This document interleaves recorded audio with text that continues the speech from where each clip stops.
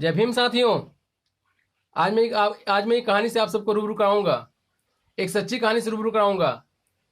हमारे बाबा साहब की एक सच्ची कहानी, जिसे आप सुनकर यह सोचने पर मजबूर हो जाएंगे कि किसी व्यक्ति के दिमाग के अंदर इतना दिमाग कैसे हो सकता है, किसी महान पुरुष के अंदर इतना दिमाग कैसे हो सकता है। मैं चाहूंगा इस वीडियो को आप सब पूरा देखें। जब बाबा साहब पहली बार लंदन से बैरिस्टर बनकर भारत लौटे और कचहरी के अंदर अपना कदम रखा, तो कचहरी के अंदर बैठे वकीलों ने देखते ही बाबा साहब को पहचान लिया कि अरे ये तो वही महार जाति का व्यक्ति है जो आज काला कोट पहनकर हमारे कचहरी के अंदर आ गया है। और बाबा साहब अपने बैठने के लिए एक ठिया ढूंढ रहे होते हैं। सभी के बैठने के लिए अपने अपने ठिया होते हैं, पर बाबा साहब को ठिया नहीं मिलता है। तभी उन्हीं वकीलों में से एक वकील हमारे बाबा साहब पर, हमारे मसीहा पर टोन कसते हुए, चिड़चिड़ाए मारते हुए कहता है, अरे ओ बैरिस्टर, तुम तो बड़े पढ़े लिखे विद्वान हो, तुम्हें अंदर बैठने की क्या जरूरत, तुम तो बाहर ही बैठ जाओगे तो तुम्हारी दुकान चल जाएगी। और बाबा साहब उनके टोन मारने को गलत नहीं समझते हैं, बुरा नहीं मानते हैं और मुस्कुराते हुए कहते हैं, हाँ तुम ठीक कहते हो। और बाबा साहब बाहर जाकर एक स्थान देखकर साफ सफाई कर कर अपना ठिया जमा लेते हैं।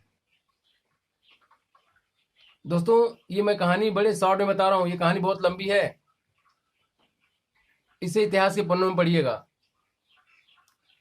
फिर बाबा साहब को छोटे मोटे केस मिलने लगते हैं, जिससे कि उनकी रोजी रोटी चलने लगती है, उनका बिजनेस बढ़ता है, उनका कारोबार बढ़ता है।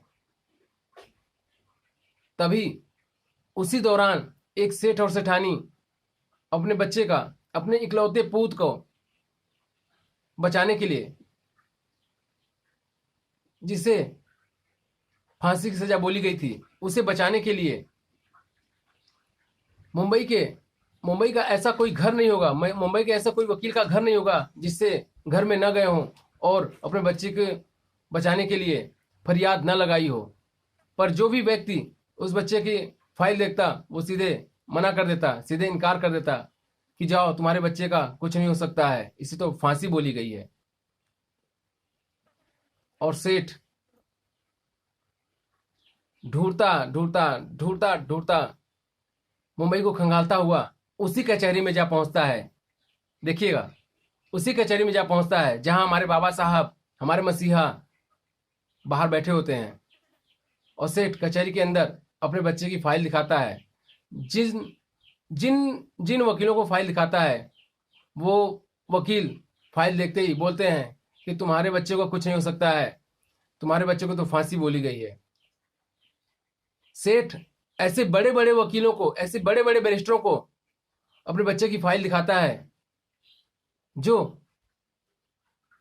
कानून को अपना घर समझते हैं, जो कहते हैं कि कानून तो हमारी मुट्ठी में है।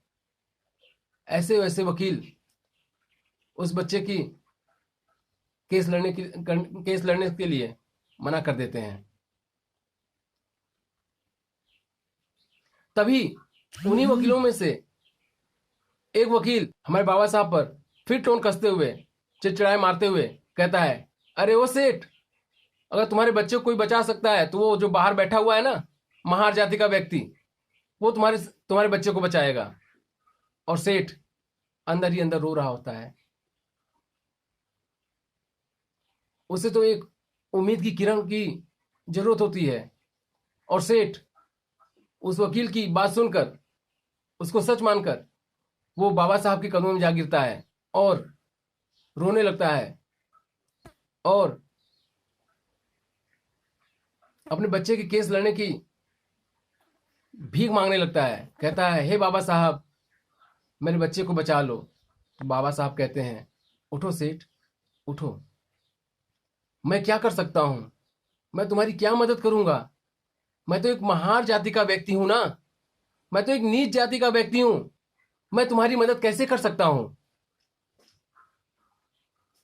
सेठ कहता है, बाबा साहब, अगर मेरे बच्चे को कोई बचा सकता है ना, तो केवल वो आप हो। मुझे आपका चेहरा देख के मुझे ऐसा लगता है कि कोई मेरे बच्चे को बचा सकता है, मेरे बच्चे को कोई अगर दुनिया में बचा सकता है, अगर दुनिया की कोई ताकत बचा सकती है, तो केवल आप हो। और केवल आप हो, आप मेरे बच्चे को बचा सकते हो। सेठ रोते गिड़गिड़ाते हुए कहता है, बाबा साहब, अगर मेरे बच्चे को कुछ हो जाता है तो मैं तो एक बाप हूं, मैं तो इस पीड़ा को सहन कर लूंगा, पर जो इसकी माँ है ना, जो उसकी माँ है, इस सदमे को बर्दाश्त नहीं कर पाएगी और वो भी मर जाएगी और घर से दो दो अर्थियां उठेंगी। बाबा साहब, घर से दो दो अर्थियां उठेंगी।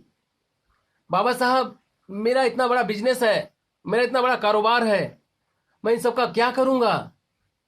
हे बाबा साहब, आप मेरे बच्चे को बचा लो, आप मेरे बच्चे को बचा लो।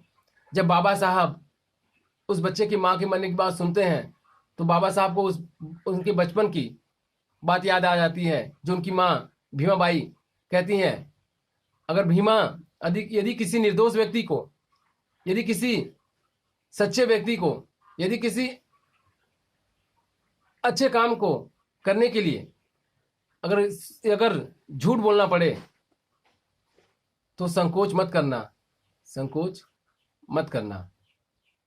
तब बाबा साहब उसका केस लड़ने के लिए जब राजी होते हैं, मान जाते हैं, तो सेठ बहुत खुश होता है, सेठ बहुत खुश होता है। और जब बाबा साहब उस बच्चे की फाइल देखते हैं तो बोलते हैं, हे सेठ, तुमने मुझसे पहले ये फाइल किसी और वकीलों को दिखाई? तो सेठ कहता है, हे बाबा साहब, इस फाइल पे मैंने इतने नोट खर्चा किए हैं, इतने नोट खर्चा किए हैं कि किसी व्यक्ति की आने वाली 3 पीढ़ी तक इतना पैसा नहीं कमा सकती है जितना मैंने इस फाइल पे नोट खर्चा कर दिए हैं। बस सेठ हाथ जोड़कर कहता है, बस बाबा साहब, आप मेरे बच्चे को बचा लीजिए, बस आप मेरे बच्चे को बचा लीजिए। और जब बाबा साहब ने उसकी पीड़ा सुनी तो बाबा साहब कहते हैं, जाओ सेठ, तुम्हारे बच्चे का केस मैं लड़ूंगा, तुम्हारे बच्चे को मैं बचाऊंगा। जिंदगी और मौत में के बीच केवल 10 दिन का फासला था, फांसी होने में केवल 10 दिन बाकी थे। फिर कोर्ट खुली, कचहरी लगी और दोनों पक्षों के वकील आए। जज साहब कहते हैं, हे अम्बेडकर, तुम्हें कुछ दलील देनी है? तो हमारे बाबा साहब, हमारे मसीहा, हमारे रहबर कहते हैं कि नहीं जज साहब, आप अपना फैसला सुनाएं। जब अम्बेडकर की ये बात सेठ सुनता है तो सेठ बहुत ही दुखी होता है, बहुत ही मायूस होता है और कहता है, बाबा साहब, तुमने मेरे साथ ठीक नहीं किया है। मैं तुम्हारे पास बहुत उम्मीद की किरण, बहुत ही उम्मीद लेकर गया था, उम्मीद की किरण जगी हुई थी आपको देखकर, पर आपने मेरे साथ ठीक नहीं किया। और जब जज साहब फैसला सुना देते हैं, फांसी सजा दे देते हैं और उसे फांसी की ओर ले जाया जाता है। सुनिएगा बड़े गौर से और ध्यान दीजिएगा। यूं ही हम लोग नहीं कहते हैं बातों बातों में कि मेरे बाबा साहब ऐसे थे, नहीं, उन्होंने ऐसा करके दिखाया था। और जब ले जाया जाता है और उसके गले में जैसे ही फंदा डाला जाता है, तभी हमारे बाबा साहब बोलते हैं, बस जज साहब, बस, आपने फांसी की सजा दी थी, ना कि मौत की। आपने फांसी की सजा दी थी, ना कि मौत की।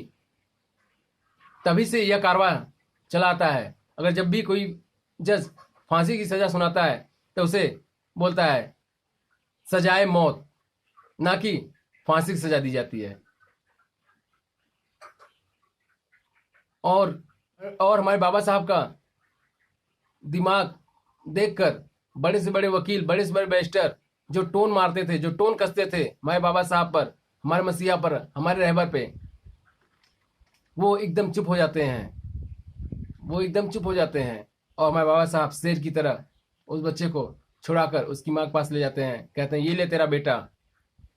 और बाबा साहब ने एक निर्दोष की जान बचाई।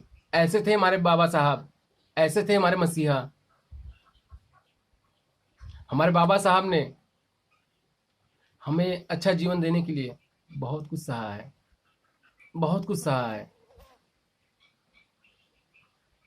हम सब को बाबा साहब के मोमेंट का हिस्सा बनना चाहिए। बाबा साहब की कारवां को समझना चाहिए, बाबा साहब की कुर्बानियों को समझना चाहिए, बाबा साहब की कहानियों को समझिए और पढ़िए दोस्तों। और इस वीडियो को अगर अच्छा लगा हो तो अधिक से अधिक शेयर, लाइक, सब्सक्राइब जरूर करिएगा। जय भीम, जय भारत।